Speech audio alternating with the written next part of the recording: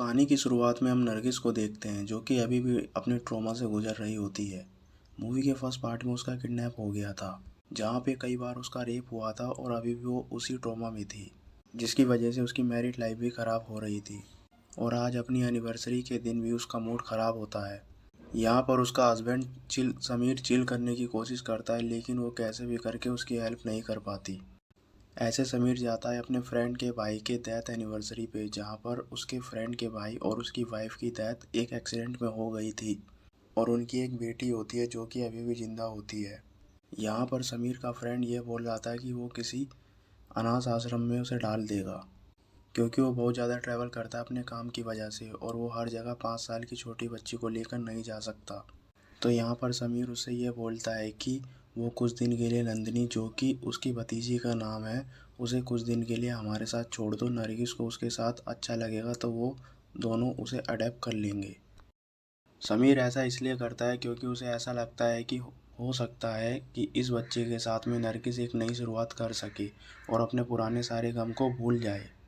पर नरगिस यहाँ पर अपने घर में छोटी बच्ची को देखकर और भी ज़्यादा परेशान हो जाती है, क्योंकि उसे हमेशा से ही याद आता रहता है कि अगर चीज़ें इतनी ख़राब नहीं होती तो शायद आज उसकी भी एक छोटी बेटी होती। वो नंदिनी के साथ कैसे भी करके बॉन्ड नहीं बना पाती है। दरअसल वो उसे अपने रूम में भी नहीं आने देती। नंदिनी का रूम अलग होता है जबकि वो एक छोटी बच्ची होती है, लेकिन धीरे धीरे करके नरगिस और नंदिनी की बॉन्डिंग बनने लगती है और फाइनली नरगिस मान जाती है और समीर उसे अडॉप्ट कर लेता है। वो उसे स्कूल भेजते हैं, उसे बहुत प्यार करते हैं और धीरे धीरे करके वो तीनों एक हैप्पी फैमिली बन जाते हैं। पर अब जब यहाँ पर नंदिनी एक लड़की के साथ स्कूल से वापस आ रही थी, ये लड़की उससे बड़ी होती है और नंदिनी रोज़ उसी के साथ स्कूल से वापस आती है। तो वो लोग यहाँ पर आइसक्रीम खाने के लिए रुक जाते हैं कि तभी वहाँ पर उन्हीं के स्कूल के 3 लड़के आते हैं और एक ब्लू कलर की वैन में उसे किडनैप करके ले जाते हैं। वो लोग नंदिनी को भी किडनैप कर लेते हैं क्योंकि वो भी उसी वक्त उसी लड़की के साथ में होती है। अब यह सारी बातें स्कूल की को पता चलती है और स्कूल तुरंत ही समीर को इन्फॉर्म कर देता है। समीर जाता है पुलिस स्टेशन में, जहाँ पर अभी तक उसने नरगिस को कुछ नहीं बताया होता है और यहाँ पर उसी दूसरी लड़की का भाई भी आया होता है। यहाँ पर वो लोग घंटों तक वेट करते हैं और कोई भी एफआईआर नहीं लिखता है। और अब इन सबसे परेशान होकर समीर उस आइसक्रीम वाले को ढूंढ लेता है और उसी के साथ उसी डायरेक्शन में निकल जाता है जिस डायरेक्शन में वैन गई होती है। यहाँ पर वो रास्ते में लोगों से पूछता रहता है कि उन्होंने कोई ब्लू कलर की वैन देखी है और अगर देखी है तो वो किस डायरेक्शन में गई है।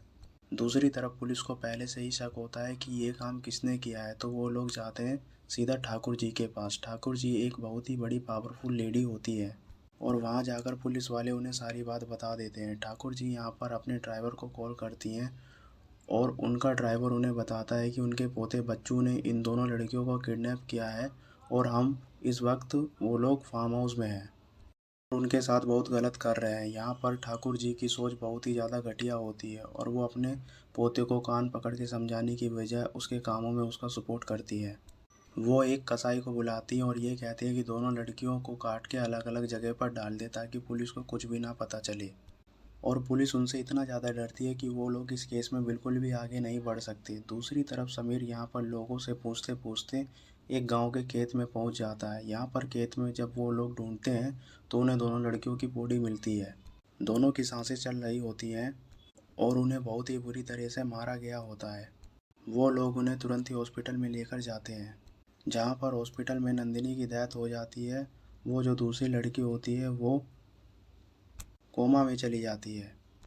अब यहाँ पर समीर बुरी तरह से टूट जाता है, पर तभी वही दूसरी लड़की का भाई होता है जो समीर को बताता है कि ये काम किसने किया है, क्योंकि उसे पहले से ही पता होता है कि उस लड़की के स्कूल में कुछ लड़के उसकी बहन को परेशान कर रहे हैं। वो बच्चों के बारे में सब कुछ बता देता है। यहाँ पर हॉस्पिटल में समीर को ये भी पता चलता है कि दोनों ही लड़कियों के साथ रेप हुआ है। जब यह सारी बातें नरगिस को पता चलती है तब वो समीर से और भी ज़्यादा दूरियां बना लेती है। वो ये कहती है कि जब तक उसकी बच्ची के रेपिस्ट को सज़ा नहीं मिल जाती तब तक उनके बीच में कुछ भी सही नहीं होगा।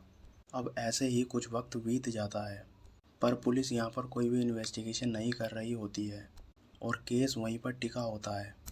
एक दिन समीर को बहुत ज़्यादा गुस्सा आता है और वो जाकर के उसी केस को हैंडल करने वाले पुलिस वाले के घर में जाकर के उसे बहुत पीटता है और उससे पूछता है कि वो इन्वेस्टिगेशन क्यों नहीं कर रहा।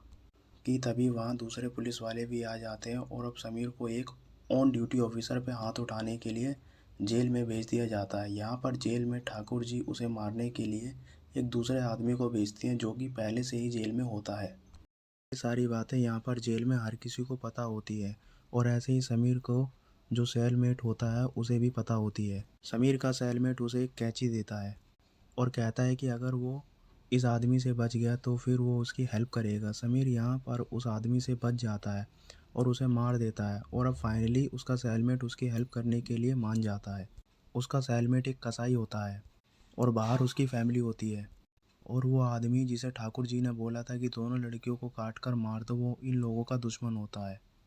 और फिर यहाँ से यह कसाई समीर की हेल्प करने के लिए रेडी होता है। पर अब कुछ वक्त बाद समीर भी जेल से निकल जाता है। यहाँ से जैसे ही वो निकलता है वैसे ही वो अपने एक कसाई फ्रेंड के घर जाता है। वहाँ पर उसे यह पता चलता है कि उसके एक दुश्मन कसाई का इलाका है और इस इलाके में काफ़ी दिनों से ठाकुर जी के घर से खाना आ रहा होता है। समझ जाता है कि वहाँ पर कोई ना कोई तो ज़रूर है, हो सकता है कि वो बच्चों ही हो, तो इसलिए वो मुहर्रम के दिन वहाँ पर जाता है और अटैक करता है। जब वो एक-एक करके सबको पीटते हुए अंदर पहुँचता है तब वो ये देखता है कि वहाँ पर तो वो ड्राइवर और कसाई और वो बच्चों का एक दोस्त होता है।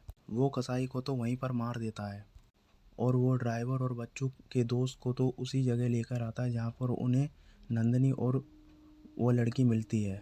ड्राइवर यहाँ पर बोल देता है कि उसकी कोई भी गलती नहीं है, वो लोग उसे बहुत ज़्यादा पावरफुल हैं और वो उनके अगेंस्ट कुछ भी नहीं कर सकता और उसकी बेटी के साथ गलत करने वाला यही है।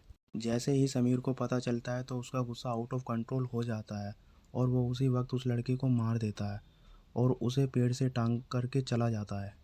साथ में वो ड्राइवर को भी अपने साथ रख लेता है क्योंकि ड्राइवर अब एक विटनेस है जिसने सब कुछ होते हुए देखा था कि कैसे उसकी बच्ची के साथ और उस लड़की के साथ गलत हुआ। आगे वो एसआई जो इस केस को हैंडल कर रहा था वो जाकर के समीर से मिलता है और वो उसे समझाने की कोशिश करता है कि वो कैसे भी करके उसकी हेल्प नहीं कर पाएंगे और उसे इंसाफ भी नहीं दिला पाएंगे। यहाँ पर अब ऐसे ही होता है। उस वक्त समीर को अपने आप ही फैसला लेना पड़ेगा और अब वो उस बच्चों की लोकेशन भी बता देता है। बच्चों इस वक्त इजिप्ट में होता है जहाँ पर उसके पिता भी होते हैं और अब यहाँ से समीर उसी लड़की के भाई को लेकर इजिप्ट में जाता है जहाँ पर अभी तक उस लड़की को भी कोमा से होश आ जाता है और उसने उन सभी लड़कों के नाम बता दिए थे। अभी ये लोग पहुँच जाते हैं इजिप्ट में। इजिप्ट में जाकर के समीर एक किलर को हायर करता है, साथ में काफ़ी सारे इलीगल गन्स लेता है और पहुँच जाता है बच्चों को मारने के लिए। यहाँ पर एक काफ़ी लंबा फाइट का सीन होता है जहाँ पर एंड में आकर के समीर बच्चों को मार देता है। यहाँ पर बच्चों के पिता समीर को मारने ही वाले थे तभी वहाँ पर पीछे से उसी लड़के का भाई बच्चों के पिता को मार देता है। दूसरी तरफ जो कि उस लड़की ने बाहर आकर कोमा से गवाही दे दी होती है तो अब यहाँ पर पुलिस जा रही होती है ठाकुर जी को अरेस्ट करने के लिए। और अब ठाकुर जी जो कि काफ़ी ज़्यादा घटिया होती है, यहाँ पर उन्हें एक और बात पता चलती है कि वो लेस्बियन होती हैं और उन्होंने भी अपने पास एक लड़की को बंदी बनाकर रखा होता है जिसके साथ वो भी गलत करती हैं। और अब ऐसे ही जब उसे लास्ट टाइम परेशान करती है तो अब उस लड़की का पारा पार हो जाता है और वो बालों में लगाने वाली पिन को उसकी गर्दन में मार देती है जिससे कि ठाकुर जी की तो वहीं पर डेथ हो जाती है और समीर फाइनली इजिप्ट से वापस आ जाता है। यहाँ पर उसे यह पता चलता है कि नरगिस अब एक बार फिर से प्रेग्नेंट है और यहाँ पर मलियाबाद जहाँ पर समीर रहता होता है वहाँ के लोग समीर को बहुत ज़्यादा पसंद करने लगते हैं और उनके लिए वो मसीहा होता है। साथ में काफ़ी सारी पॉलिटिकल पार्टी उसे टिकट देने के लिए भी आ जाती है और यहीं पर यह मूवी ख़त्म हो जाती है। इस मूवी का नाम था खुदा हाफिज़ चैप्टर 2 जो कि 2022 में रिलीज़ हुई। इसकी IMDb रेटिंग है 9.0 आउट ऑफ 10। तो अगर आपको हमारी वीडियो पसंद आई हो तो प्लीज़ हमारी वीडियो को लाइक करें, शेयर करें और हमारे चैनल को सब्सक्राइब करें। Thanks for watching.